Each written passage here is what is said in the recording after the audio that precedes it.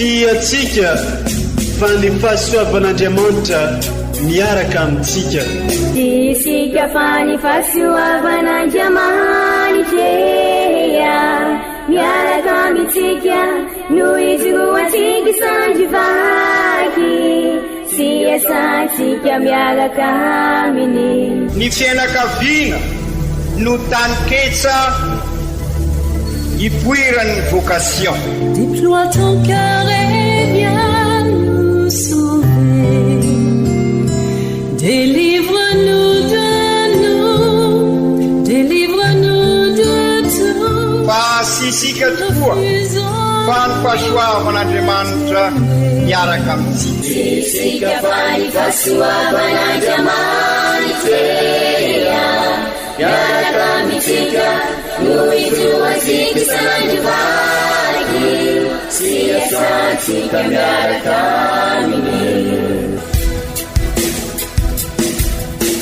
Fa olo raika tokoatrantsika ao aminy, fianakaviana iray ao aminy, sy misy hevitrevitra ny olo no mampizara indraindray, fa Andriamanitra i Jesoa lay mpiantony tsara ran'olotra ny aina olo raika, ary ao amin'ny fiangonana ao amin'ny eglizy dia sambatra tsika mahasapa an'izay.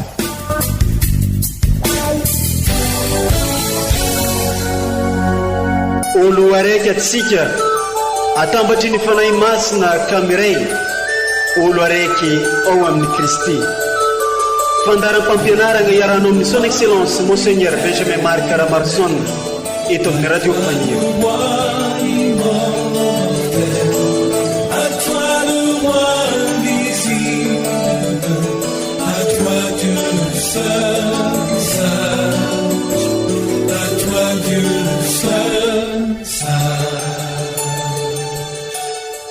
Manolotro fiarabagna ho atsika jiaby izay mitandregny sy magnaraka trany ity onjapeo radio Faniry Maria ity amin'izao fotoana izao naizanaiza ny toerana misatsika sy ny saitra misatsika tsirairay avy. Tonga amin'ny fotoana andraisantsika ny vatsim-pagnaza ny hoe ny tenin'ny Tompo eto amin'ity onjapeo radio Faniry Maria ity atsika amin'izao fotoana izao sy ny fampianarana avy amin'ny ray aman-drenitsika Monseigneur Archevêque amin'ity faharoan'ny volana Novambra ity dia fahatsarovana ny mpino no dimandry. Ho indrindra ny tononkira fidirana manao hoe toy ny nahafatesan'i Jesoa sy ny tsanganana ho velona no itondran'Andriamanitra an'izay no dimandry hiaraka aminy koa, ary toy ny nahafatesan'ny olon-rehetra ao amin'ny Adama no ahaveloman'ny olon-rehetra ao amin'ny Kristy. Entan'ny eglizy atranatranatsika anao ezaka agnano ny tsara raha mbola eto an-tany, ary ivavaka mandrakariva ihany koa ho fialan-tsasatry ny fanahin'ireo avantsika efa nodimandry. Amin'ity fahatsarovana ireo nodimandry de Novambra ity dia amin'ny eglizy loha hevitra tsika dia ny hoe mbola itsanganko velona ny maty. Ndia aro raisintsika i Kristy tenin'Andriamanitra amin'ny alalan'ireo vaky teny masina amin'ny eglizy antsika amin'ity fahatsarovana ireo mpino nodimandry ity sy ny fampianaran'ny ray aman-drenitsika dia Monseigneur Archevêque Benjamin Marc Caramarson.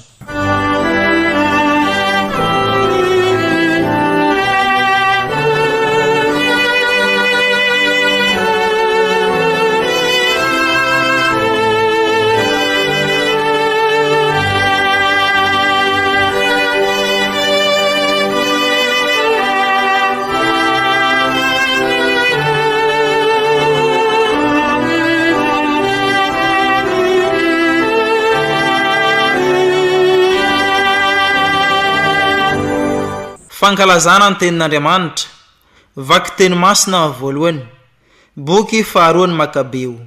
Tamin'izany andro zany dia nampanao vokatra i Jodasy filohan'ny Israely, ka navory-drako 10,000 nampanaterina hanaovana sorona fanonerana ny Jerusalema, asasoa sy mendrika avy amin'ny fieverana ny fitrangako velona izany.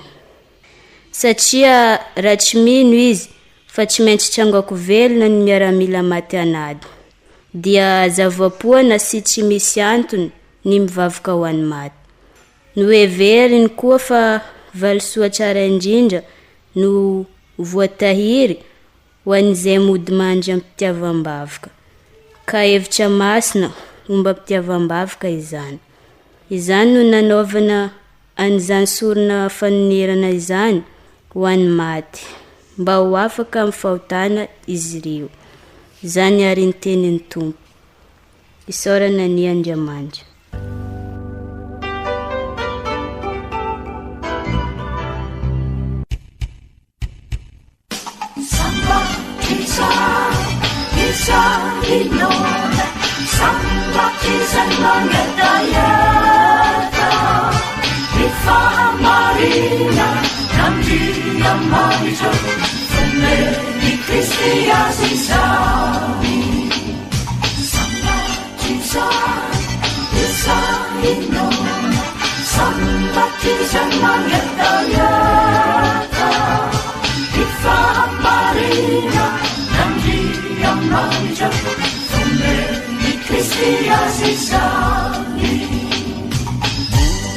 Ser fazaliang dua rano ifuka falina nitupuku manggetahe nitupu nifuku inaya jamani javeluna baraurina urenu anusu isawa nuluna jamani cha zai sakafu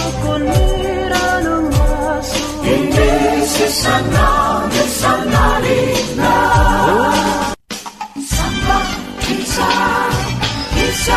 inona samba kisa mangetayata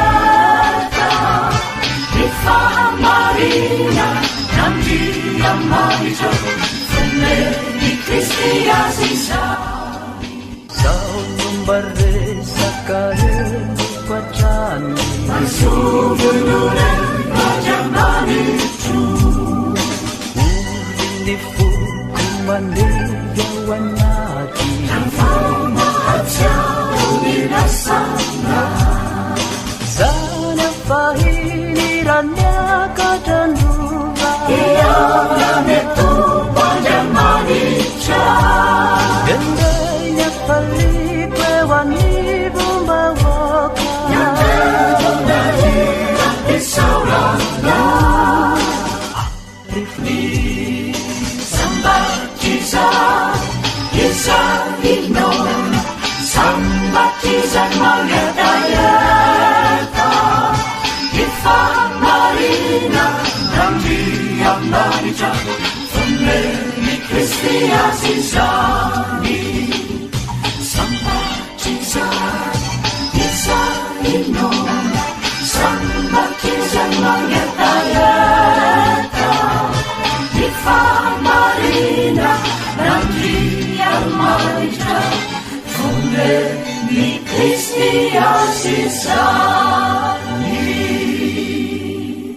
Vakiteny masina faharoa.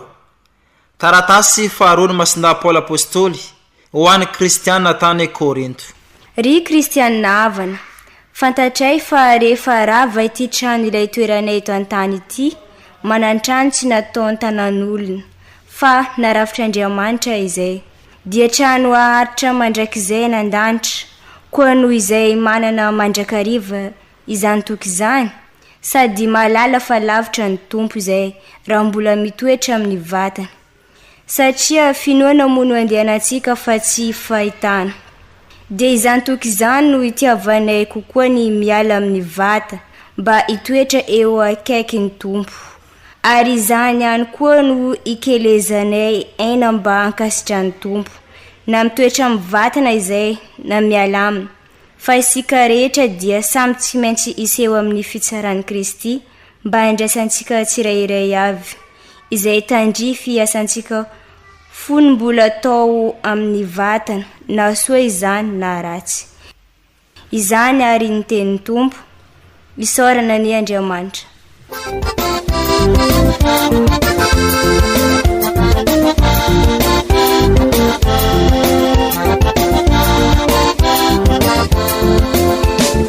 Alleluia, yeah, yeah, tini auri Tompo, mavelumo.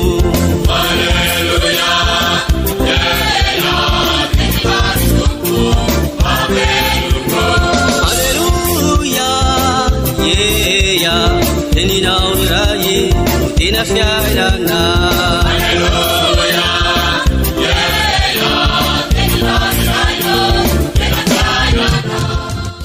Ombantsika mianakavany ny tompo, ho tanteraka tokoa ny izany. Evanjely masina nisoratany masindajoany, ho ninahitrany eo anao ry tompo. Tamin'ny zanandro zany, I Jesoa niteny tamin'ny mpianany nanao hoe: oka tsy tebiteby ny fonareo, mino an'Andriamanitra ianareo ka minoa ahy koa. Misy fitoerana maro ao an-tranony reko, raha tsy zany dia efa nilaza taminareo aho fa andeha aho anamboatra fitoerana ho anareo. Ary rehefa lasa aho ka vaoboatra ny fitoerana ho anareo, dia ho avy indray aho akanareo ho any amiko, dia izay toerako no itoerinareo koa. Ary fantatrareo koa ny lalagna ho any amin'izay aleoko. Dia hoy Toma taminy: tsy fantatray zay aleanao tompoko, ka ahoana no afantarany ny lalagna? Ary hoy Jesoa taminy: izaho ny lalagna sy famarinana ary fiainana. Tsy misy olona mankany amin'ny Ray afa-tsy amin'ny alalako.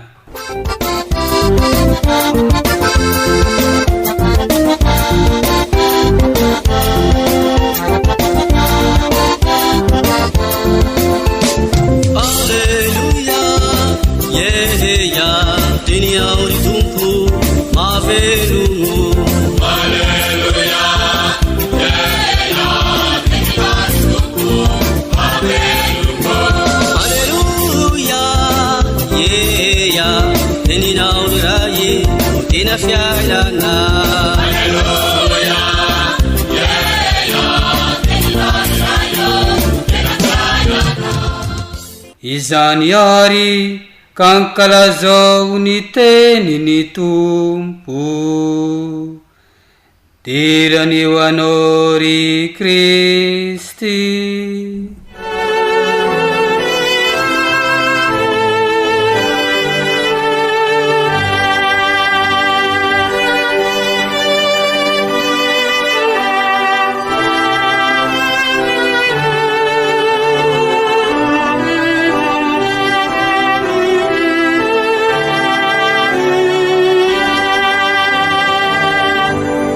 Ry kristianina ava-malala, omaly tsika olo raika jiaby no nankalaza ny fetin'olo-masina rehetra.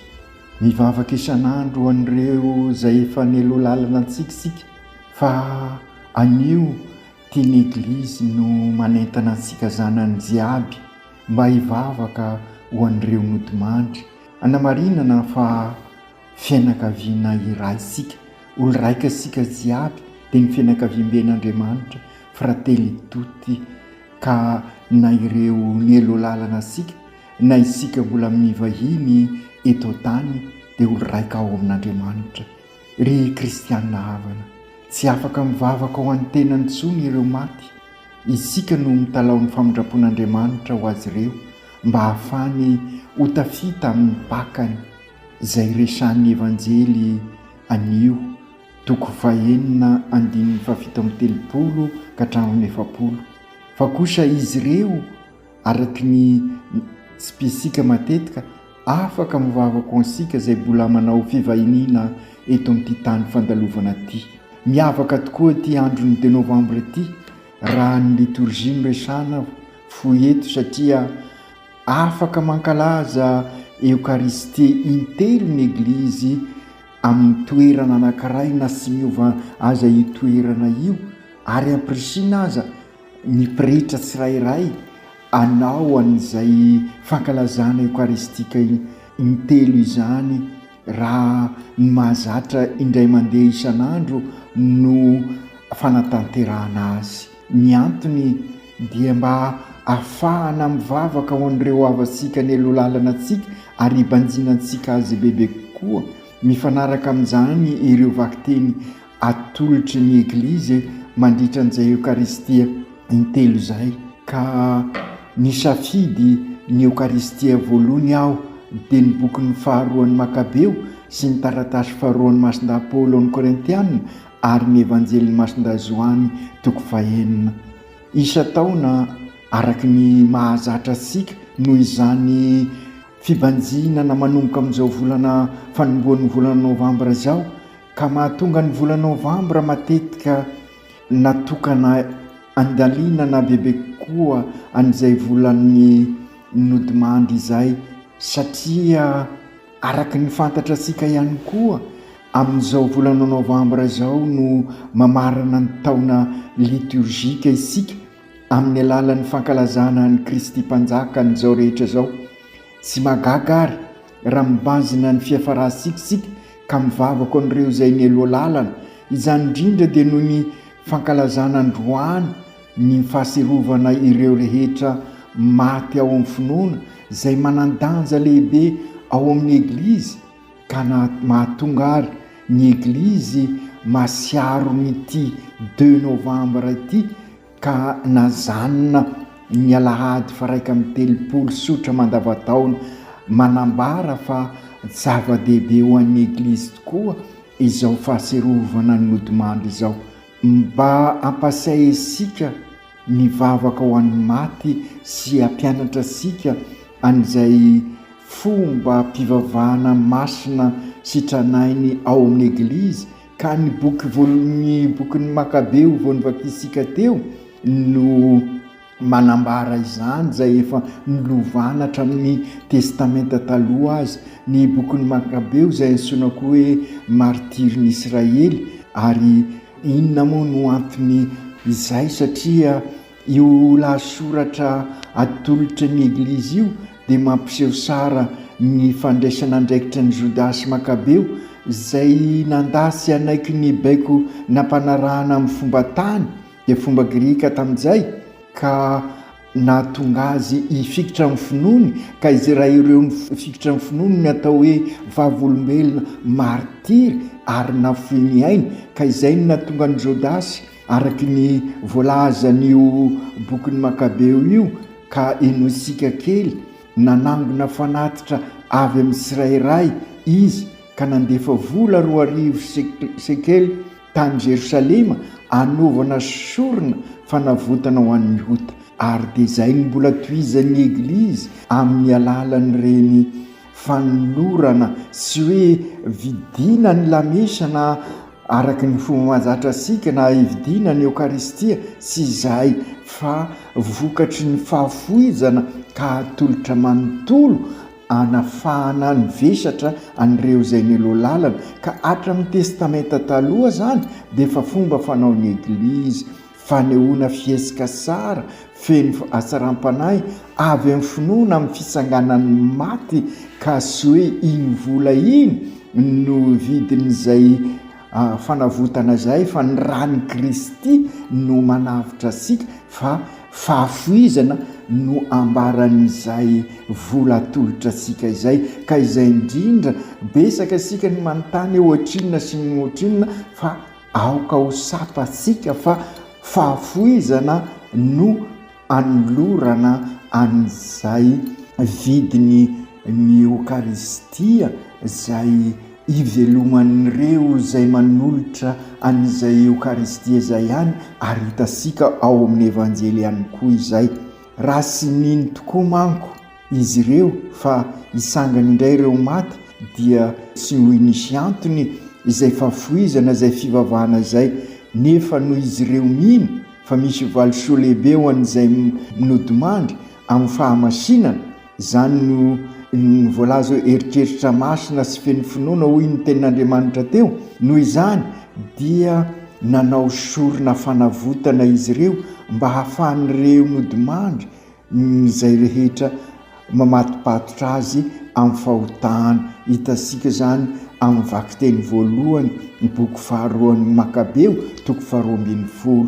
Ry kristianina havana, mazava ho azy zany fa tsy io ihany no fotoana sy izao 2 novambra izao ihany ny fotoana isa-taona ivavahasika ao amin'ny nodimandry, fa ampianarin'ny liturgia sika fa ny vavaka ataosika noho ny fanavotana nentin' Jesoa dia izay araky ny fanazavana nataontsika teo no mahatonga an'izay fanavotana an'ireo nodimandry zay ka avitan'ny baka ka amin'izao taon jobily izao indrindra dia misy dikany izany rehetra izany ary manana ny akony manokana. Noho izany tsy amin'ny fotoana ny fandevenana sy ny sengeritaona ny fahafatesana ihany izany no ahatserovana an'izay fa isan'andro amin'ny eukaristia rehetra atao maneran-tany ao amin'ny vavaka eukaristia isan'andro ary vavaka eukaristia mahazatra dia misy fotoana araky ny aitsika sara misy fotoana manokana ahaserovana an'ireo nodimandry. Io ny atao hoe memento defunctorum, izany hoe fahaserovana an'ireo efa nodimandry. Memento defunctorum izany hoe fahaserovana an'ireo nodimandry. Noho izany efa fampianaran'ny eglizy hatramin'ny voalohany ny mivavany amin'ny fotoana hafa, ohatra amin'ny fivavahana amin'ny rozery, amin'ny fikasana voalohany ho an'ny fanahin'ireo maty.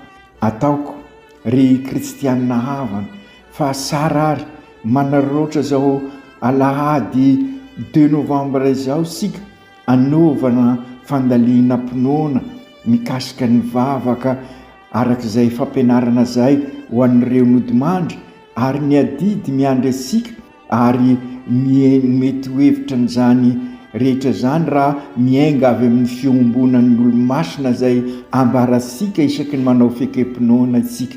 Mety antany isika hoe inona ny fotoran'izany rehetra zany, ny fototra ara-pinoana dia io voalazaisika io hoe ny fiombonan'ny olo-masina, communion des saints zay atao sika amin'ny fekempinoana. Mino ny fiombonan'ny olo-masina ao, anisan'ny mampiavaka ny finoansika zany ka ao anatin'ny jobily ny fekempinoana tany Nice indrindra isika zao ka sara ny mampisongadina izany amin'ny andro aserovana ireo avatsika nodimandry. Arak'izany isika rehetra dia mifamatotra sy miray ao amin'ny Kristy, mifandray amin'ny zavadrehetra ary mifamatotra sy miray ao amin'ny Kristy, mifandray amin'ny zavadrehetra ary amin'ny olon-drehetra isika amin'ny lafiny ara-panahy. Izay no antony anaovantsika azy ho zavatra azo lazaina fa amin'ny vokatry ny faharinantsika ihany ka mahatonga sika manao ny vavaka, manantonareo olo-tiana ary manakaiky asika mba angataka azy ireo anolotra amin'ny Andriamanitra ny fikasasika sy ny fanirian'ny fotsika. Isika zany mivavaka ho azy ireo ary izy ireo mivavaka ho asika, ary izay natao hoe fiombona ny olo-masina masina ao amin'Andriamanitra efa nazava isika izay tamin'ny fankalazana ny fetin'olo-masina. Amin'ny voalohany dia ireo mbola velona etỳ an-tany no angatahasika vavaka ao ansika, ireo namana fianakaviana mpiara-mivavaka. Marina fa matetika isika milaza hoe mivavao ahy na azadino amin'ny vavaka ao aho. Avy eo koa mampianatra antsika ny eglizy mba hanao fanompoam-pivavahana an'ireo olo-sambatra sy olo-masina izay efa nandalo teto an-tany. Amin'ny fomba manokana anehoan'ny eglizy azy ho an'ireo olona efa nohamarinina ho olo-masina satria efa niseho tamin'ny alalan'ny vavaka nataon'izy ireo ny voninahitr'Andriamanitra. Izay no nankalazaisika omaly ary nifakafakaisika omaly. Ry kristianina havana, azo lazaina ary fa fanehoana ny fiombonan'ny eglizy telo nyzao fankalazana amin'ny 2 novambra izao dia ny eglizy eto tany, ny eglizy ao amin'ny afandiovana amin'ny purgatoire ary ny eglizy any an-danitra. Sy hoe eglizy samihafa ireo fa eglizy iray ihany. Ary mandritra ty volana novambra ity araka ny voalaza sika teo dia manokana ny foamam-panahy ny eglizy mivavaka an'ireo nodimandry satria mamarana ny taona liturgika isika. Ny liturgie tokoa dia efa naverimberisika atao hanampy asika hivelona mpinoana ny fiainana mahazanak'Andriamanitra sika amin'ny alalan'ny fibanjinana ny fiainan'ny Kristy ka hatonga asika ho kristianina bebe kokoa ka ho Kristy mpiarabelona amin'olona.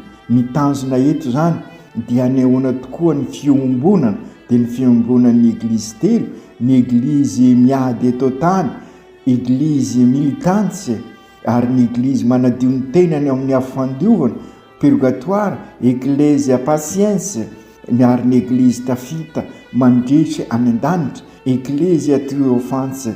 Ka ireo eglizy ireo sy hoe vo sarasaraka fa ireo ny eglizy fianakaviam-ben'Andriamanitra, fa toerana samihafa amin'ny fiainana ny finoana iray ihany ireo dia ilay fiombonana ny olo-masina, satria mitambatra ao amin'ny Kristy izy ireo araky ny fampianaran'ny katesiziny eglizy katolika ao amin'ny 954 sy 955 ka raha vakina io fampianarany eglizy io dia tahaka an'izao amin'ny 954 raha mbola sy tonga amin'ny voninahiny feno ny tompo fa mbola eo ampiandrasana izany ny eglizy, dia misy amin'ireo mpianany mbola mandeha amin'ny lalan'ny fivahiniana eto tany. Misy kosa ireo efa nodimandry nefa mbola manadio ny fanany, ary misy ihany koa ireo efa ao amin'ny voninahitra manatrika ny endrik'Andriamanitra amin'ny fahazavana tanteraka. Dia mbola toy izy 955 zay ny fiombonan'ireo mbola eto tany amin'ny piraitam-po aminy efa nodimandry ao amin'ny fiadanana amin'ny Kristy dia sy tapaka velively mifanohitra amin'izany azy araka ny finoana eglizy, dia voamainka matanjaka amin'ny fifampizarana arena ara-panahy izany fiombonana izany. Zany natao hoe fiombonan'olo-masina. Io fifanakalozana arena ara-panahy io dia avy amin'ny fahasoavana sy ny hasarampon'Andriamanitra, ahitana ny fiainana ara-panahy, nisy fahasoavana sy ny toetra masina ary ny fanomezan'ny fanahy masina. Ho an'ny olo-masina sy olo-sambatra ny an-danitra dia ampiana koa ny herin'ny fanelanelanana ho ansika eto tany. Masimbavy Terezin'i Jesosy zazakely ohatra dia nanambara sy ny salasala manao hoe olaniko amin'ny fanaovany soa eto tany ny lanitra. Noho izany mety tanteraka ny ataosika raha mangataka ny fanampian'izy ireo amin'ny vavaka isika. Afaka matoky sara sika amin'ny vavaka ny olo-masina sy ny olo-sambatra nefa koa amin'ny fanan'ireo ao amin'ny afifandiovana. Azo atao sara misy azy ny manambara toy ny nataon'ny sasany tamin'ireo olo-masina hoe ireo fanainy ao amin'ny purgatoire no namako sara indrindra. Ry kristianina havana, mety ho iray amin'ireo fikasana sara resika ary amin'izao vola novambra izao ny ivava bebe kokoa ho an'ireo fanahy ao amin'ny afifandiovana, indrindra ireo mahasapa antsika fa sy tanteraka ny fanirian'ny fosika na ny tokony resika tamin'ny fivahiniana ara-panahy, fa indrindra amin'izao taon'ny jobily izao.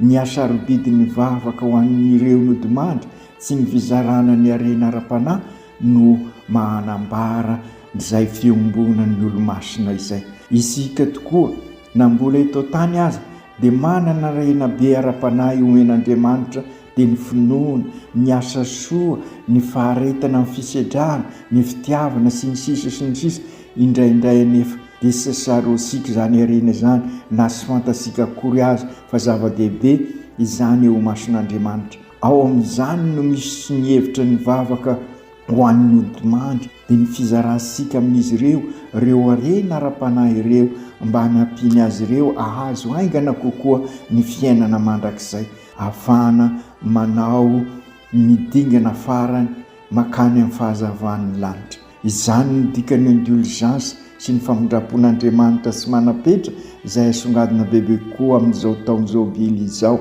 ka hifampizarana amintsika sy aby na ireo ny alo-lalana na ireo any amin'ny afifandiovana na isika mbola mivahiny etỳ tany ka mahatonga sika andray an'izay indulgence izay.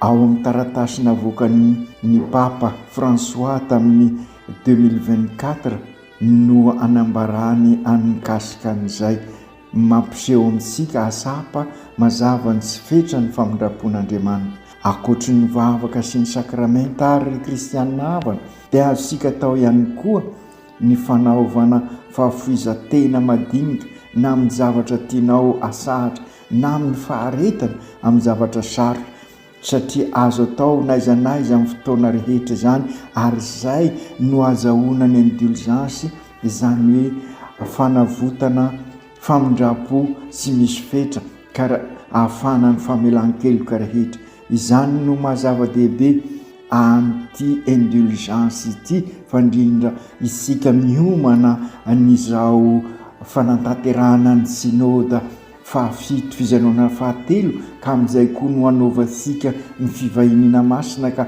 andrandray-sika n'izay indulgence plénière izay ka aokary anatanteraka ny asa famondrapo amin'ny fiainana andavanandro isika sy irery isika amin'izany vavaka ataotsika izany fa eo masiny marinenintsika masinday Josefa koa ahafahantsika miaraka amin'izy ireo mivavaka onodimandry sy manomana ny diasika ka ahatonga asika ho vonina satria araka ny evanjely androany izao ny sitrapon'ilay naneraka nisy amelako very na iteray azy amin'izay rehetra nomenay fa amelombelona azy ireo amin'ny andro farany fa izao ny sitrapony raiky izay rehetra mahita ny janaka sy mino azy dia hanana ny fiainana mandrakizay ary izao anangana azy amin'ny andro farany vaovao mahafaly lehibe izany ambaran'i Jesosy amintsika amin'ny evanjely izany ka mitondra fankairezana sy fanantenana ao antsika ary izay ihany koa no antitrateriny mason-dahapoly amin'ny vakiteny volo faharoa amin'ny taratasiny any Korintianina faharoa hoy izy fantako fa raha rava ty trano sika ity an-tany ity dia manana trano avy amin'Andriamanitra sika dia trano sy natao tanana fa maharitra mandrakizay ny an-danitra teny fankairezana ary manome toky asika izany ka zary mpivahiny ny fanantenana tokoa isika mamafy afaliana fiadanana fihavanana sady kristianina no malagasy anasitrana an'izao tontolo izao izay mandalo fotoana sarotra tokoa ankehitriny very fanahy mbola velona ho isika ry Jesosy tsy misy veriny ao aminao fa tonga ianao manangona sy mamelona masiny Maria renio ampio ary zahay arovy tatano anatona mandrakarivan'i Jesosy ka izy ane andray anay ary apiditra anay amin'ny fiainana mandrakizay miaraka aminao sy ny olo-masina rehetra masin'izay Josefa ray-piaron'ny eglizy eran-tany ampio izahay ahay anomana tsara ny andro afatesanay aoka tanteraka izany amin'ny anaran'ny Ray sy ny Zanaka sy ny Fanahy Masina amen.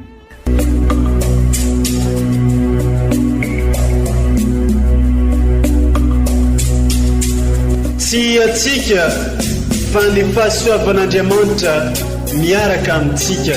Isika fa ny fahasoavan'Andriamanitra miaraka amintsika noho izy roantsika sandrivaky sy asantsika miaraka aminy. Ny fianakaviana no tany ketsa ipoiran'ny vocation. Déploie ton cœur et viens nous sauver. Délivre-nous de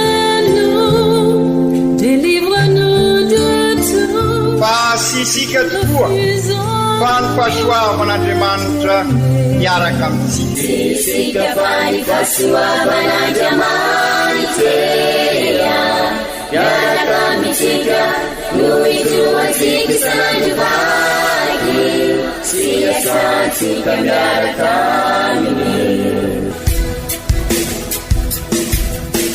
Fa olo raika atokotran'isika ao aminy fianakaviana iray ao aminy sy misy hevitrevitra ny olo no mampizara indraindray fa Andriamanitra i Jesosy lay mpiandrony tsara ranolotra ny aina olo raika ary ao amin'ny fiangonana ao amin'ny eglizy dia sambatra atsika mahasapa an'izay.